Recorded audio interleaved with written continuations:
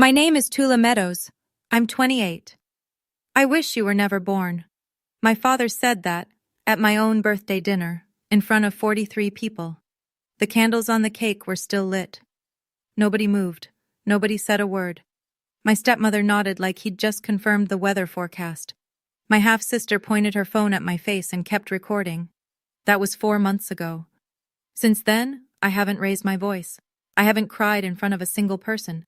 But I did something that made my father call me 17 times in one night, and by the 18th call, his voice wasn't angry anymore. It was begging.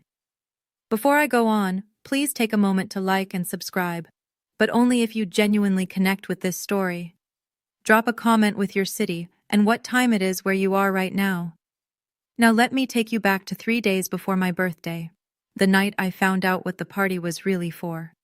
I need you to understand something about the Meadows family before any of this makes sense. My father, Gerald Meadows, is 58, broad shoulders, deep voice, the kind of man who walks into a room and expects everyone to rearrange themselves around him. For as long as I can remember, he was the center of every holiday table, every family gathering, every decision. No one questioned Gerald, not once. My mother, Emily, died when I was 8. Complications after a surgery, something that went wrong months after she had me. I didn't understand it then. I barely understand it now.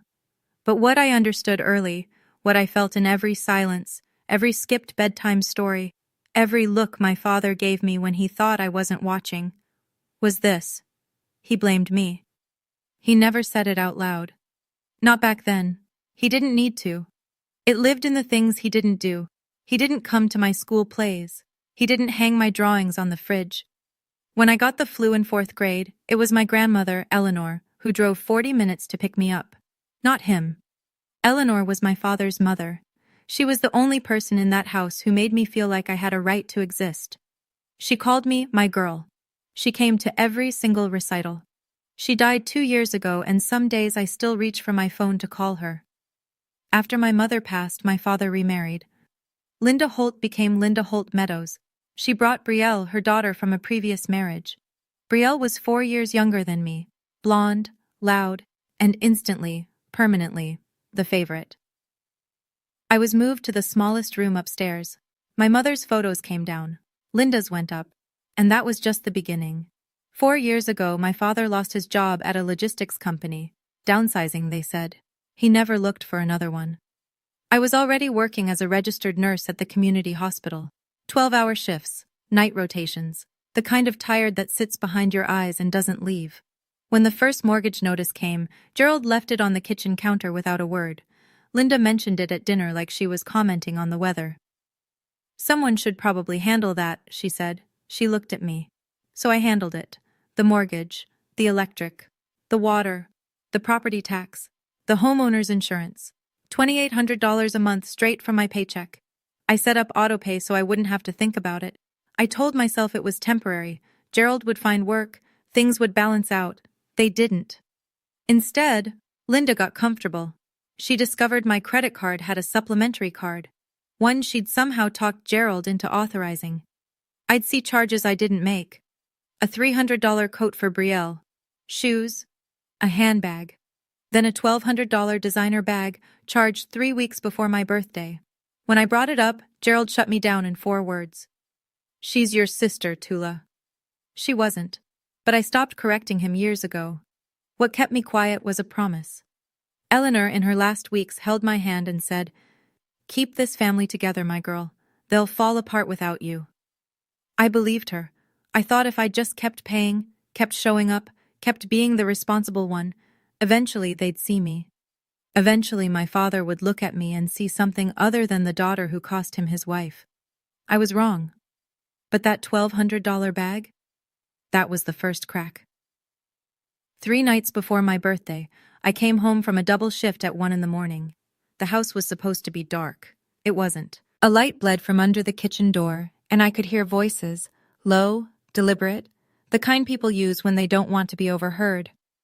I stopped on the stairs, held my breath. Linda's voice came first, clear as glass. "We announce it at her birthday. 40 people. If she says no in front of everyone, she looks selfish. If she says yes, problem solved. My father's voice, slower. And if she makes a scene? Then you do what you should have done years ago. A pause. Cut her off. I pressed my back against the wall. My scrubs were still damp from work. My hands were shaking. Not from cold. They were talking about my savings, $52,000, 6 years of overtime, holiday shifts, skipped vacations, every dollar I had that wasn't already draining into their mortgage and their electricity, and Linda's credit card charges. Brielle was engaged. I didn't even know until that moment. And they wanted my money to pay for her wedding. Not asked, wanted, planned, choreographed, down to the audience. She owes this family, Linda said. Her voice had no hesitation. It's time to collect. I backed up the stairs, one step at a time. My heart was slamming so hard I was certain they could hear it. They didn't. I sat on my bed in that tiny room for 2 hours. I didn't cry. I stared at the ceiling and thought about every payment, every silent dinner, every time I swallowed the word no, because I was afraid of what would happen if I said it. Something shifted that night. I didn't know what yet, but it was already moving. The next morning I sat in my car in the hospital parking lot and made a phone call I'd been putting off for 2 years. Margaret Calloway, 64, estate attorney, my grandmother's closest friend for 3 decades. Eleanor had mentioned her name exactly once in her final days, in a voice so quiet I almost missed it. If you ever need to understand what I've left behind, Eleanor had whispered, call Margaret. I'd written the number on the back of a grocery receipt and tucked it into my wallet. It stayed there, untouched, through Eleanor's funeral, through 2 years of bills and silence and a house that never felt like mine. Margaret picked up on the second ring. Tula Meadows, she said, like she'd been expecting me. Your grandmother told me you'd call eventually. I need to know what she left, I said. I think I need to know now. Come to my office. There are things your grandmother wanted you to know, when you were ready. She paused. Are you ready? I think so. Then I'll have everything prepared. I scheduled the appointment for the following week, after the birthday dinner. Whatever was coming, I needed to get through Saturday first. That afternoon, Brielle found me in the kitchen. She held up her left hand, wiggling a diamond ring I'd never seen before. You're gonna help with my wedding, right? She smiled. Dad says you have some savings. I looked at the ring. I looked at her face. She wasn't being cruel.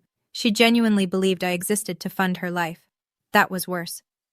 We'll talk about it later, I said. I didn't know what Margaret had for me.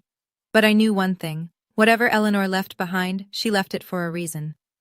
My grandmother was a careful woman. Very careful. Let me tell you what $52,000 means when you're a nurse. It means 6 years of picking up every holiday shift nobody wanted. Christmas, Thanksgiving, New Year's Eve. It means eating leftovers from the break room instead of going out. It means driving a car with 200,000 miles on it because the monthly payment on a new one would slow the savings down. That money was supposed to be my way out. A down payment on a small place of my own. A life that didn't revolve around auto-pay transfers to a house where nobody thanked me.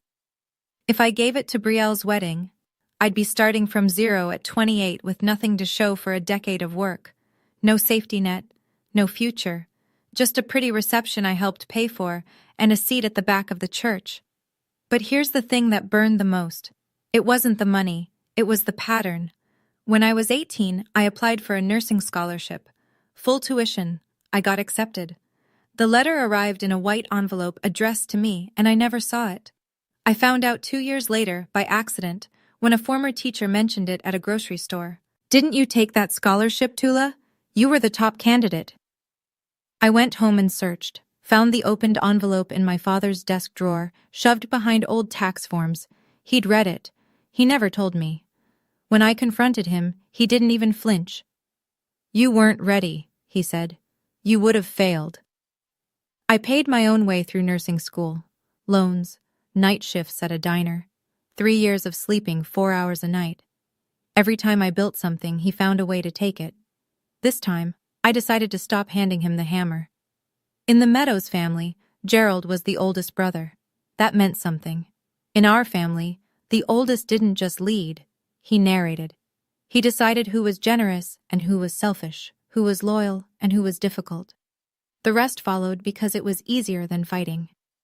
My Uncle Roy was the only person who ever pushed back. He's Gerald's younger brother, a carpenter. Quiet guy, hands like sandpaper, the kind of man who says 10 words where other people say 100. 5 years ago, at Thanksgiving, Roy looked across the table and said, "Gerald, you're too hard on that girl." That was it. One sentence. Gerald didn't yell. He simply stopped inviting Roy to anything, stopped returning his calls. Within 6 months, Roy was erased from every family gathering like he'd never existed. That's what I was facing. Not just my father, the entire architecture of a family built around his version of events. 2 days before the party, Linda started making calls. I know because I heard her from the hallway, on speakerphone, cycling through aunts and cousins with the same rehearsed script. "Tula's been so difficult lately. She won't help with anything. Gerald gives, and she just takes." She called Aunt Patricia, Cousin Hannah, even my father's old college friend, planting seeds, framing the story before I ever got a chance to tell mine. Then my phone rang. It was Aunt Patricia. "Honey, what's going on? Your father says you've been giving them a hard time." I stood in my room, phone pressed to my ear, and realized the trial had already happened. The verdict was in, and I hadn't even been allowed to testify. I was walking into that birthday dinner already convicted. The only question was whether I'd accept the sentence. The night before my birthday, I stood in the bathroom and looked at myself in the mirror for a long time, dark circles under my eyes from a 56-hour work week. Hair pulled back in a knot I hadn't bothered to fix. My scrubs still smelled like antiseptic. This is what a person looks like when they've been hollowed out slowly, I thought. Not by one event, by 1,000 small ones. 1,000 moments where someone said, "You're not enough," without ever using those words. Linda's voice carried through the wall. She was on the phone again. I could hear the tinny echo of speakerphone from the master bedroom. "She's always been jealous of Brielle. You know how it is. Some kids just don't have it in them to be grateful." I pressed my ear to the wall. I couldn't help it. "Gerald's given her everything," Linda continued. "A roof, food, stability, and she can't even do this one thing for her sister? Honestly, I don't know what Emily would think." Emily. My mother's name. In Linda's mouth, used as a weapon. My hands went flat against the wall. I closed my eyes. For a second, just 1 second, I wanted to open that door and scream. Scream until the neighbors heard. Scream until someone in this house finally understood what it felt like to be me. But I didn't. Because screaming was what they expected. Screaming was what Linda had prepped 43 people to witness. The dramatic, ungrateful stepdaughter, making a scene. I stepped back from the wall, sat on the edge of my bed, and I thought about something Eleanor used to say. "Quiet strength, my girl. Let them shout. You just keep standing." So that's what I did. I picked out a dress for my birthday, and I stood. Saturday evening. Rossini's, a mid-range Italian restaurant on the east side with exposed brick walls and warm pendant lighting. Gerald had booked the private dining room. 43 people. I walked in wearing the only nice dress I owned, navy blue, modest. I'd curled my hair, put on lipstick. For the first time in months, I wanted to feel like someone worth celebrating. The room buzzed with conversation. White tablecloths, candles in glass holders. A banner stretched across the back wall. "Happy birthday, Tula." Someone had ordered a cake. Chocolate, my favorite. For a moment, I let myself believe it was real. Then I noticed the seating. The main table, the one directly under the banner, had 5 chairs, Gerald at the head, Linda to his right, Brielle next to Linda, Derek Collins, Brielle's fiancé, beside her, and 1 empty seat for Gerald's college friend. My name was on a place card at a smaller table, near the kitchen door, at my own birthday dinner. I picked up the card and sat down without a word. People greeted me as they passed, quick hugs. "Happy birthday, sweetheart." But the conversations always drifted. "Brielle, show me that ring. When's the wedding?" "Linda, you must be thrilled." I watched from my table, sipping water, smiling when someone glanced my way. Then Gerald stood. He tapped his glass with a butter knife. The room quieted. He picked up the small wireless microphone the restaurant had provided. He looked out at 43 faces. He smiled. "Tonight is special," he began. "Not just because of Tula's birthday," my chest tightened, "but because we have a very exciting announcement." He turned toward Brielle. His whole face lit up. And I understood right then that this party had never been for me. "Our beautiful Brielle," Gerald said into the microphone, "is engaged." The room erupted. Applause, squeals, chairs scraped back as people stood to hug Brielle.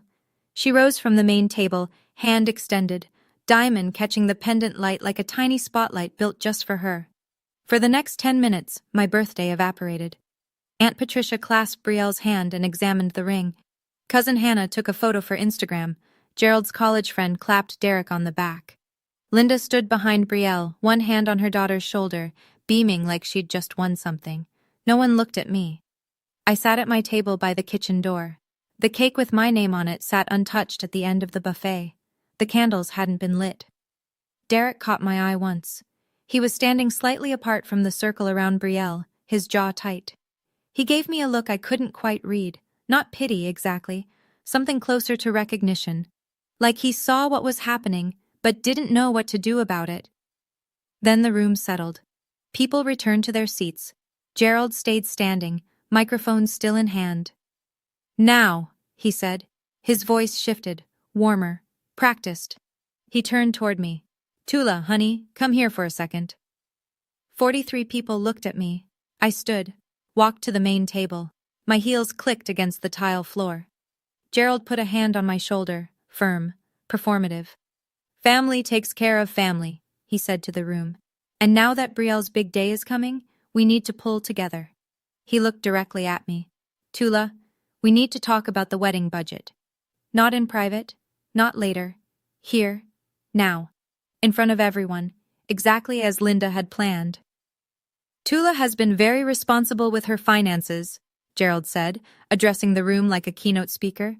"She's been saving for years, and I know she'll want to help her sister have the wedding she deserves." He squeezed my shoulder. The pressure said, "Agree." I stood still. Linda leaned forward in her chair. She dabbed her eye with a napkin, a gesture so practiced it could have been choreographed. "It's what your mother would have wanted, Tula." The room went soft. A few people murmured. Someone whispered, "Oh, Emily, my mother, my dead mother, used to guilt me into writing a check in front of 43 witnesses." I felt the blood rise to my face. My pulse was so loud I was sure the people at the nearest table could hear it. "This is my birthday dinner," I said. My voice came out steady, quiet. "Can we not do this here?" Gerald's smile thinned. His hand dropped from my shoulder. "Another time?" He shook his head slowly. "You always say another time, Tula. Not now. Never when it matters." His volume climbed. Not shouting. Gerald never shouted. He commanded, "I have given you a home, a family, 20 years of patience, and you can't do this one thing?" The room was a held breath, forks down, napkins still. Aunt Patricia stared at her plate. Cousin Hannah gripped her water glass. Brielle pulled out her phone, tilted the screen toward me.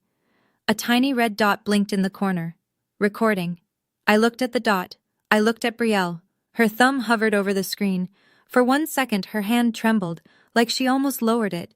She didn't. Gerald stepped closer. His face was red now. "If you can't do this one thing for your family..." He didn't finish. Not yet. I spoke before he could finish. "I'm not giving away my savings, Dad." My voice didn't waver. "That money is for my future." The room shifted. Someone inhaled sharply near the back. I could feel 43 sets of eyes on my skin like heat lamps. Gerald stopped moving. His jaw tightened. Something behind his eyes went flat, like a switch being flipped. He stared at me for what felt like a full minute. It was probably 5 seconds. Then he said it. "I wish you were never born." Not screaming, not whispering, just stating it. The way you'd read a line from a receipt.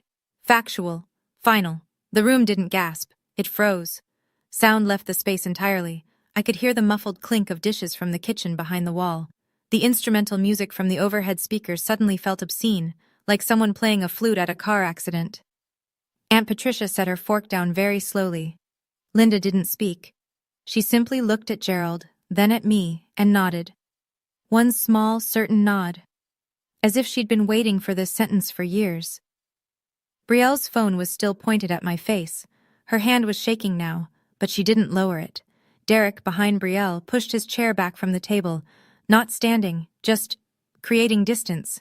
His expression had gone tight, closed, like a man recalculating something he'd already decided. I felt something crack inside my chest.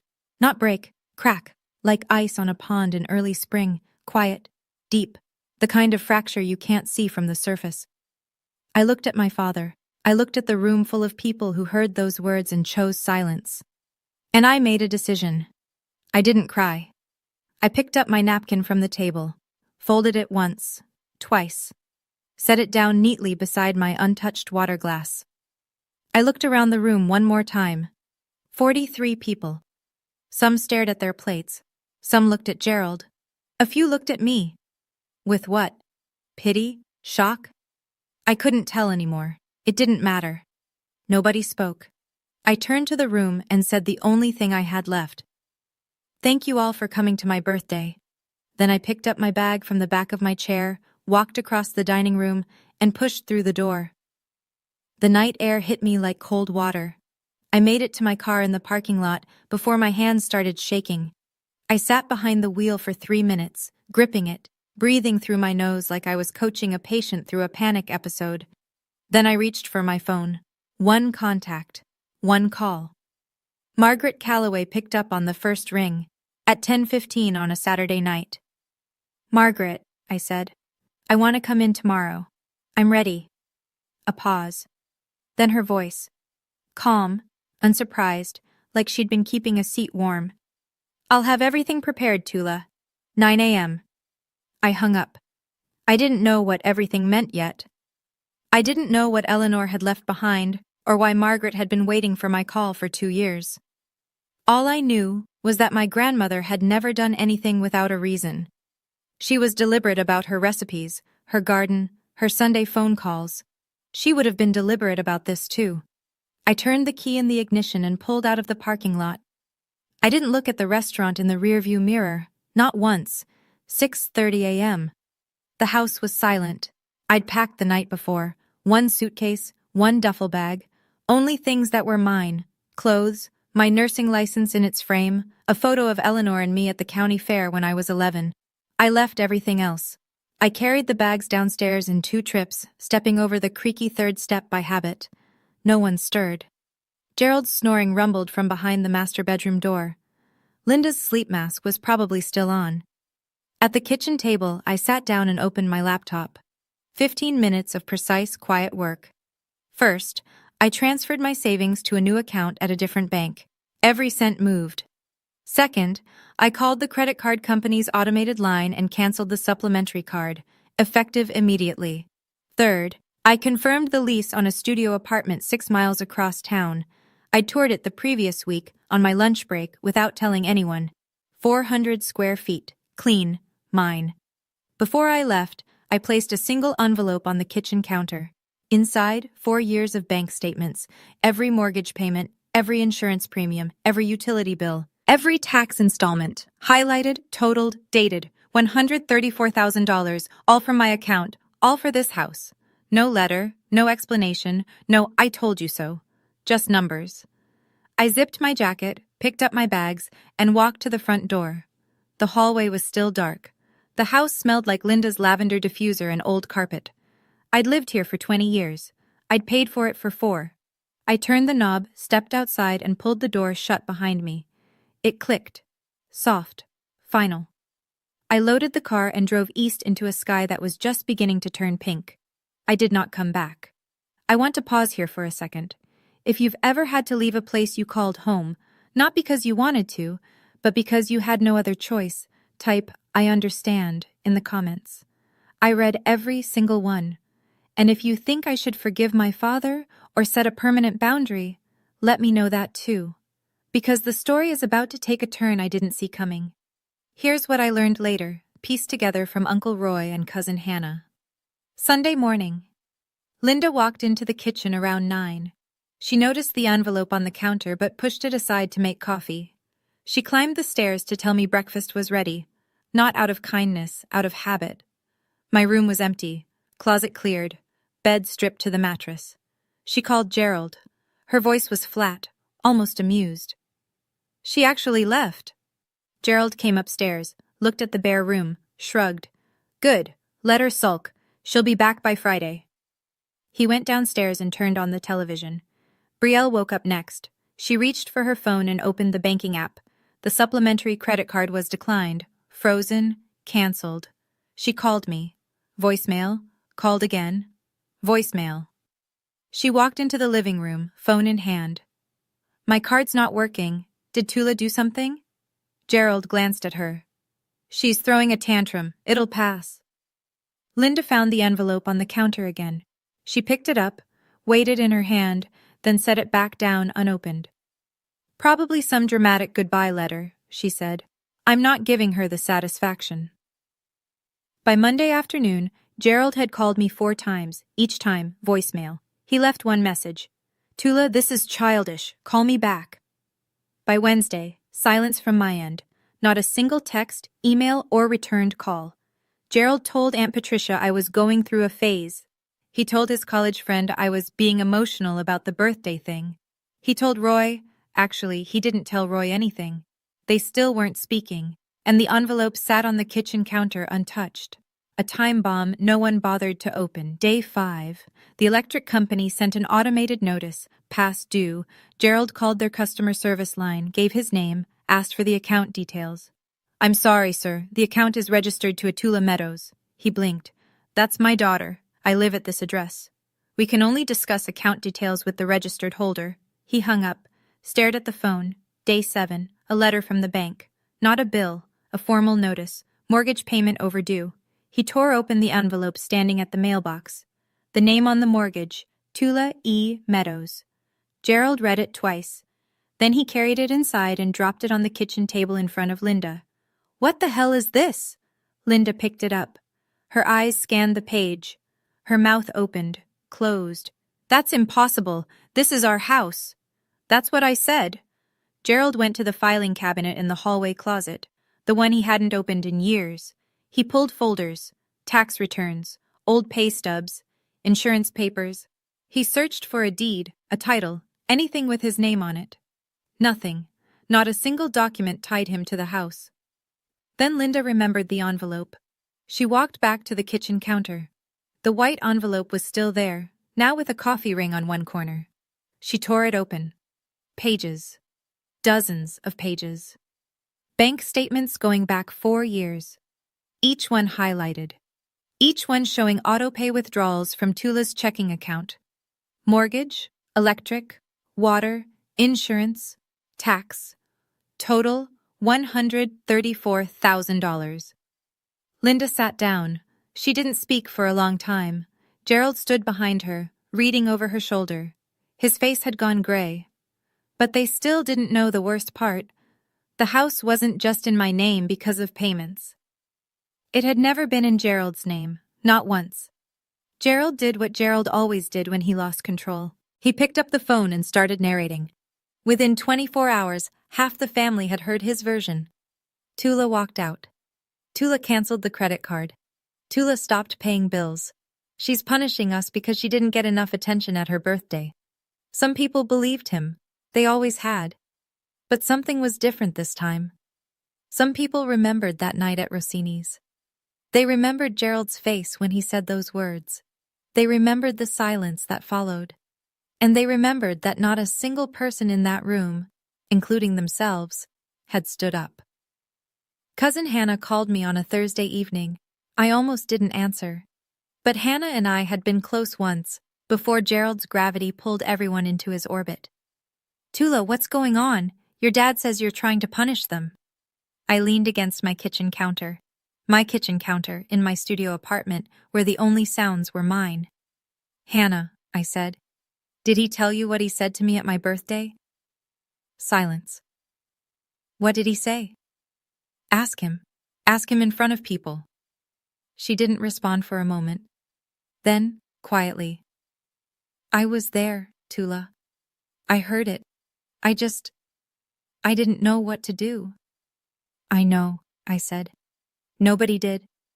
Meanwhile, Gerald made one more call.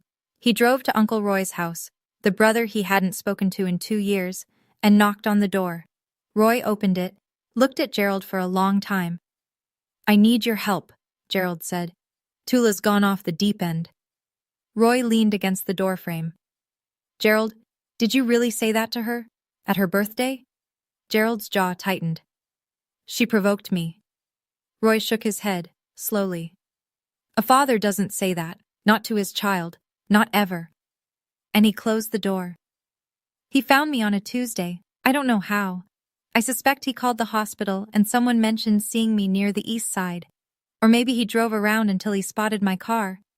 Either way, I came home from a shift to find Gerald Meadows standing outside my apartment door, arms crossed, jaw set, looking like a man about to deliver a performance, not an apology. I unlocked the door, stood in the frame, didn't step aside. You need to come home, he said. This has gone far enough. I looked at him. My father.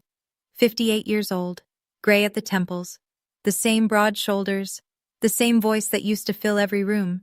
But standing in my hallway, under fluorescent lighting, he looked smaller than I remembered. You told me you wished I was never born, I said. In front of 43 people, on my birthday. I was upset. You were being difficult. Saying no to giving away my savings is not being difficult, it's being an adult. His nostrils flared. I'm your father. Then act like one. We stood there, 3 feet apart. The hallway smelled like someone's dinner. Garlic, onion, something warm that had nothing to do with either of us. You can't just leave, he said. His voice dropped. Not softer. Thinner. Bills are piling up. The mortgage is late. Linda is not my responsibility, I said. Neither is Brielle. Neither is the house. I paused. You told me you wished I was never born. I'm simply granting your wish. I closed the door, gently. No slam. No dramatic exit. Just a soft click and the sound of his breathing on the other side. He stood there for a while.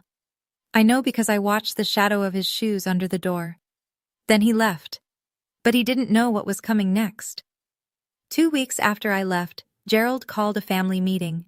He chose the community center attached to our church, a beige room with folding chairs, buzzing overhead lights, and a coffee urn that was always either empty or burned. About 30 people came, aunts, uncles, cousins. Some I hadn't seen since Eleanor's funeral. Gerald stood at the front like he was conducting a town hall. Linda sat in the first row, tissue in hand. Brielle sat beside her, arms folded, phone face down on her lap for once. I asked everyone here, Gerald began, because we have a family situation that needs to be addressed. He launched into his version. Tula abandoned the family. Tula canceled the credit card. Tula stopped paying the bills. Tula is punishing all of them because of a misunderstanding at dinner. Linda dabbed her eyes, on cue. A few people nodded, a few shifted uncomfortably. Aunt Patricia kept her eyes on the floor. Gerald built to his closing argument. All I'm asking is that someone talks sense into her. She's hurting this family. That's when Uncle Roy stood up. He'd been sitting in the back row, quiet, arms on his knees. No one had expected him to come. Gerald certainly hadn't invited him. But Roy had heard about the meeting through Cousin Hannah, and he drove 40 minutes to be there. Gerald, Roy said. His voice was level, carpenter steady. Before you say anything else, did you invite Margaret Calloway? Gerald frowned. Who? Why would I? The side door opened. Margaret Calloway stepped in. 64 years old, gray blazer, reading glasses on a chain around her neck, a leather portfolio under her arm. She nodded once at Gerald. Mr. Meadows, I'm here on behalf of your daughter. She paused. And your mother. The room went dead silent. Margaret didn't rush. She set her portfolio on the folding table at the front of the room, opened it, and removed a single document in a clear plastic sleeve. My name is Margaret Calloway. I'm an estate and real estate attorney. I was Eleanor Meadows' legal counsel for 23 years, and her friend for longer than that. She placed the document flat on the table. 2 years before her passing, Eleanor Meadows executed a legal transfer of the property at 412 Birchwood Lane to her granddaughter, Tula Eleanor Meadows.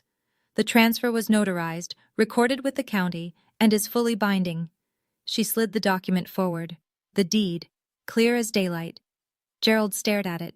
His face didn't move. "That's impossible," he said. "That is my house." Margaret looked at him over her reading glasses. "Your name has never been on the deed, Mr. Meadows. Your mother purchased the home in 1987. She chose who would inherit it." The room erupted in murmurs. Chairs creaked. Someone whispered, "Oh my God." Linda shot to her feet.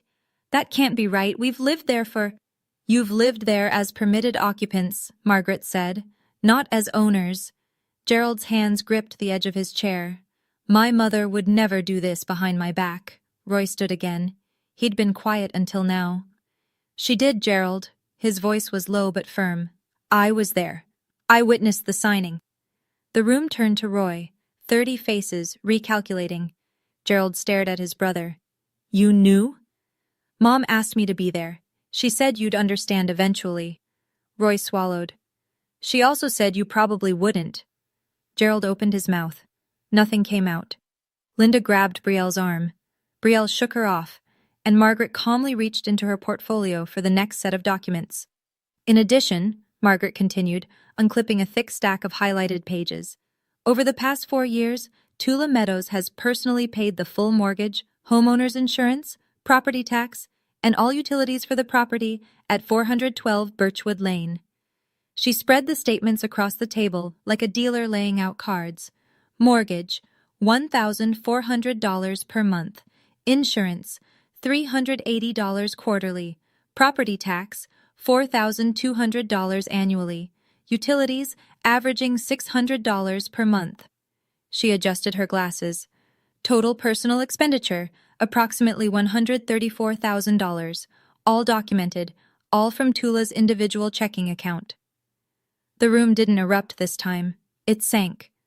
The kind of silence where you can hear someone swallow 3 rows back. Aunt Patricia, the woman who had called me to ask why I was giving my father a hard time, pressed her hand over her mouth. Cousin Hannah stared at the table. Her eyes were wet. An uncle near the back leaned forward. "She paid for the whole house? This whole time?" "She did," Margaret said. "And during that same period, a supplementary credit card linked to Tula's account was used for personal purchases by other household members. Those charges were also paid by Tula." Linda's face went white. Not pink with embarrassment, white, drained. "She lived there for free," Linda blurted. That was her contribution to the family. Room and board." Margaret looked at Linda, not unkindly, but without a trace of indulgence.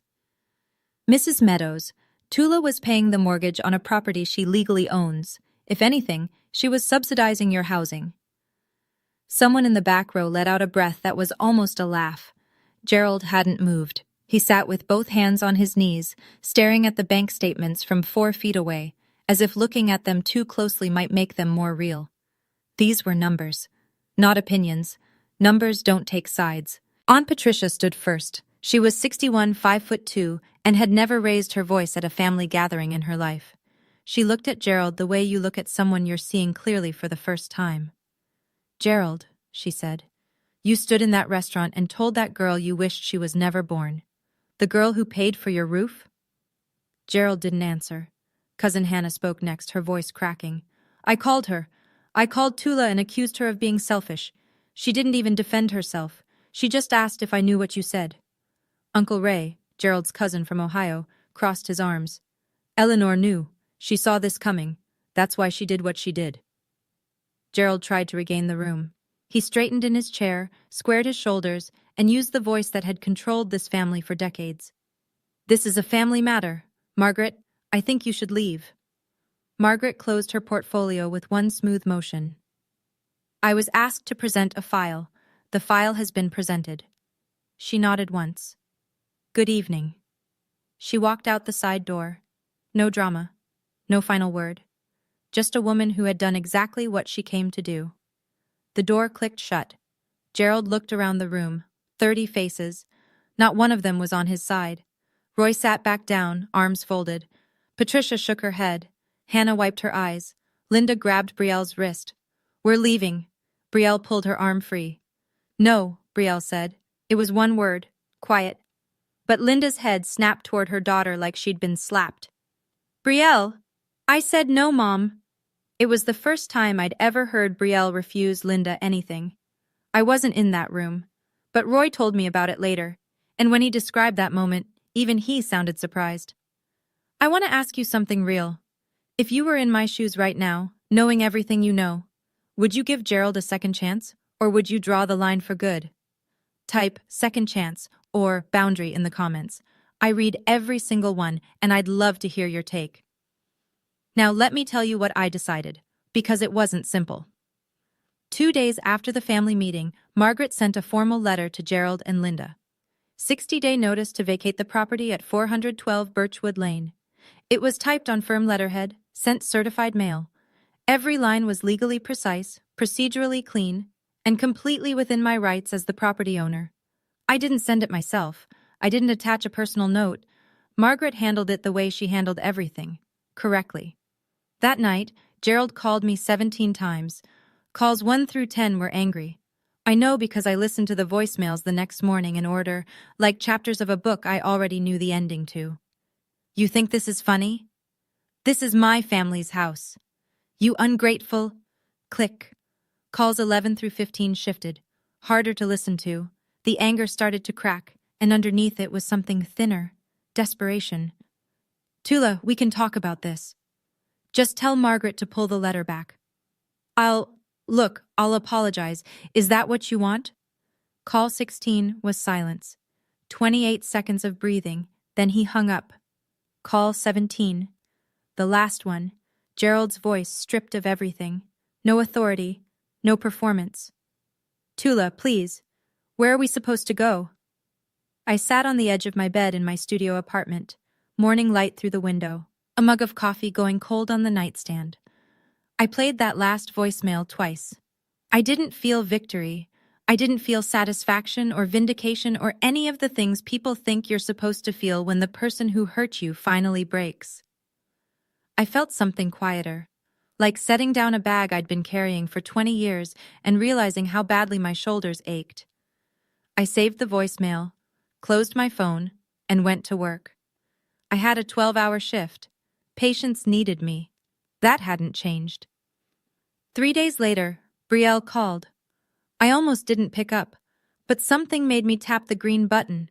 Maybe the memory of her pulling her arm away from Linda in that church room. Maybe curiosity. Tula. Her voice was thick, congested. She'd been crying. Please, can we just talk? I'm listening. If we lose the house, my wedding, everything, it's all falling apart. Can you tell Margaret to stop? I leaned against my kitchen counter. Outside, a neighbor's kid was riding a bicycle in circles. The normalcy of it felt surreal. Brielle, did you watch the video you recorded that night? Silence. What video? At the restaurant. You pointed your phone at me while Dad said those words. You didn't put it down. You didn't say, Dad, stop. You just recorded. More silence. Longer this time. I didn't mean... I know, I said. That's exactly the problem. You never mean anything. Things just happen around you and you let them. I could hear her breathing, ragged, uneven. I'm not doing this to punish you, Brielle. I need you to understand that. I'm not punishing Dad. I'm not punishing Linda. I am done being the person who sacrifices everything so everyone else is comfortable. But where will we... That's not my question to answer anymore. A long pause.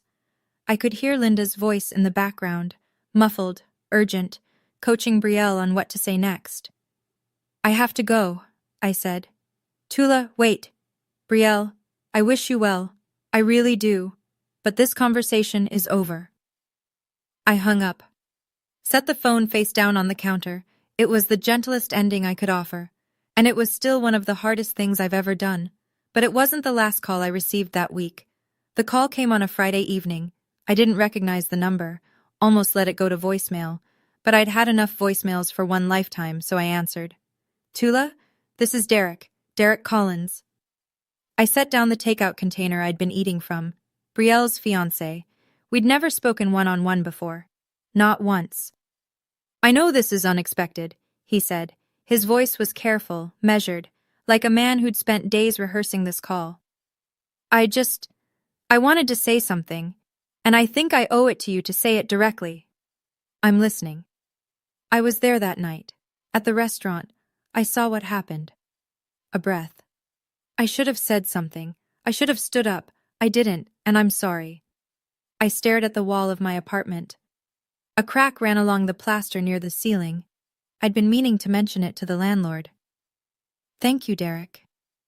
There's more. Another pause. I've been watching how your family treats you, not just that night, the months before. The way Linda talks about you when you're not in the room, the way Gerald takes credit for things I now know you paid for. His voice tightened. Honestly, Tula, I'm rethinking a lot of things. My chest ached, not from pain, from something rarer, recognition. That's between you and Brielle, I said softly. I know it is, but I wanted you to know. Someone in that room saw you, and what your father did was wrong. For the first time since the night of my birthday, my eyes stung. I blinked hard. Twice. Thank you, I said again. And I meant it in a way I couldn't fully explain. We said goodbye. I sat very still for a while. Someone saw me. After all of it, someone actually saw me. Week 3. Gerald and Linda moved out of 412 Birchwood Lane. Not because the 60 days were up, they had time left, but because the mortgage was past due, the electric bill was in collections, and Gerald couldn't bring himself to call me and ask for help paying for a house he now knew wasn't his. Uncle Roy took them in. He set up the spare bedroom, made space in the garage for Gerald's boxes, cooked dinner the first night without saying much. That was Roy, practical before emotional. But he had one rule. You can stay, he told Gerald, but you don't speak her name like that under my roof. Gerald nodded. He didn't argue.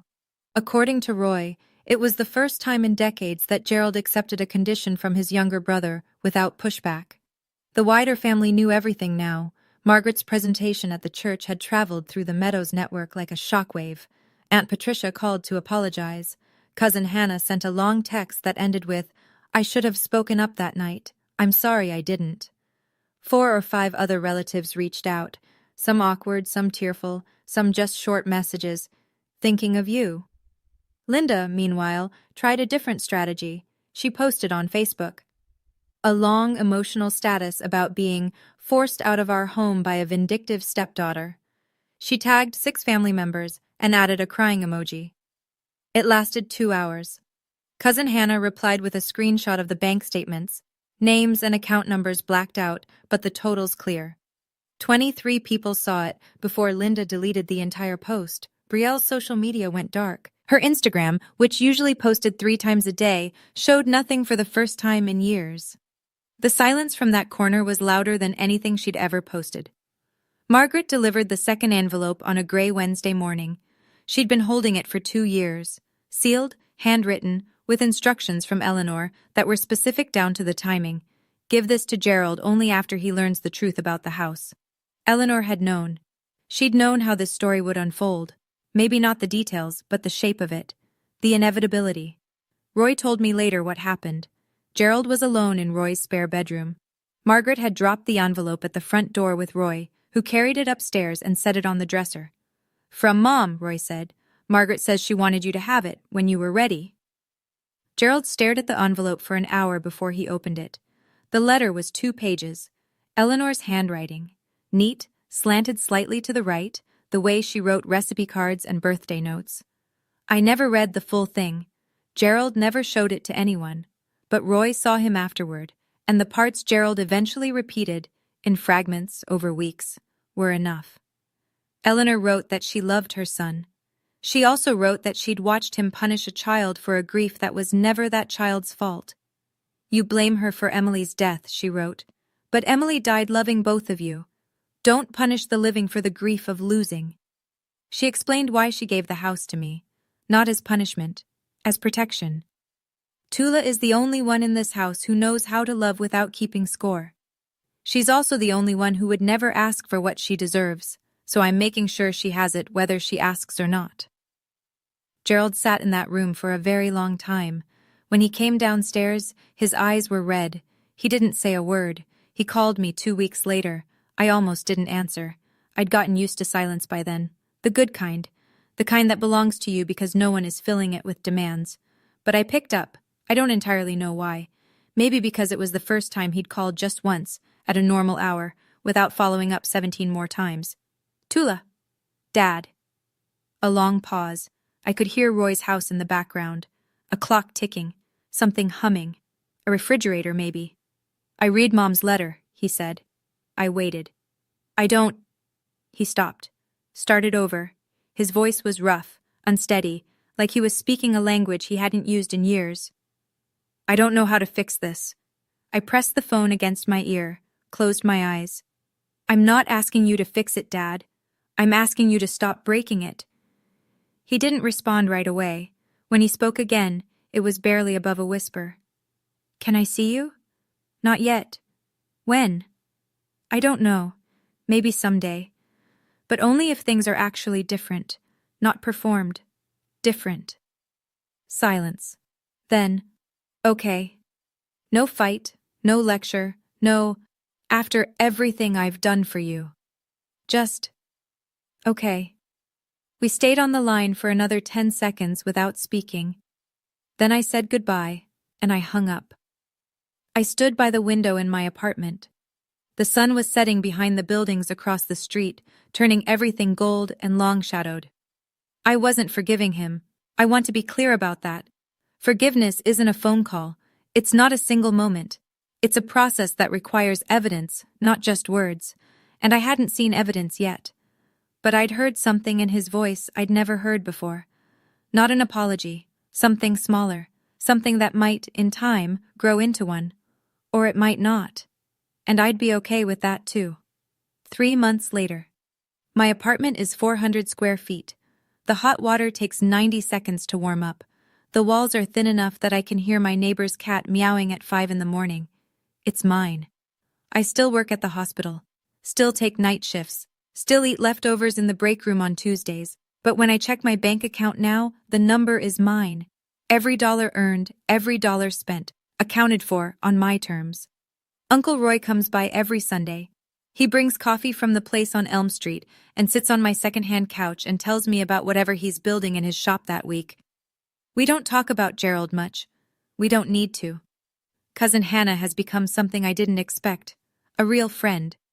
She texts me recipes. She showed up with a houseplant last month and a card that said, "For your new beginning." It sits on the windowsill next to Eleanor's photo. That photo, Eleanor and me at the county fair the summer I turned 11, is hanging on the wall across from my bed. Next to it, my nursing license, framed. 2 things I earned. 2 things no one can take. Last week, Derek texted me. Short, polite. He and Brielle have postponed the wedding. I need to figure out what kind of family I'm marrying into, he wrote. I didn't reply. That's not my story to write. Brielle hasn't called. I don't know what she's feeling. I hope, somewhere under the silence, she's asking questions she never thought to ask before. But that's her work, not mine. And Gerald? He sent a Christmas card. No apology inside, no letter. Just my name on the front, written in his handwriting. Tula. That's all. Just my name. Like he was practicing saying it without flinching. I'm not telling you this story so you'll feel sorry for me. I'm telling you because maybe you're sitting somewhere right now, in a house you pay for but don't feel welcome in, next to people who take everything you give and call it not enough. Staring at a phone full of messages from someone who hurt you and wants you to pretend it didn't happen. I've been there. I know what that silence sounds like from the inside. Leaving wasn't revenge. I know some people will call it that. They'll say I was cold. They'll say I should have tried harder, talked it out, given another chance, another year, another $100,000 of patience. But leaving was the first time I chose myself. And I don't think that's cold. I think it's the warmest thing I've ever done. You don't need someone's permission to protect your own life. You don't need the person who hurt you to agree that it was wrong before you're allowed to walk away. You don't need to scream or argue or build a case. Sometimes you just fold the napkin, stand up, and go. My grandmother taught me that, not in words, but in the way she lived. She loved fiercely and she planned carefully, and when she saw something wrong, she didn't make a speech. She made a move, quiet strength. If this story touched something in you, I want you to know, you're not alone. And you don't have to stay in a room where no one sees you just because it's the only room you've ever known. There are doors, and they're yours to open. Leaving wasn't revenge. Leaving was the first time I chose myself. And I'd make the same choice again. Every single time. If you stayed until the very end, thank you, sincerely. Now I want to know, do you think Gerald has really changed? Or is it just temporary regret? Type changed or temporary in the comments. I read every single one and I'll heart the ones that make me think. And if you want more stories like this one, check the description. There's another one waiting for you. I'll see you there.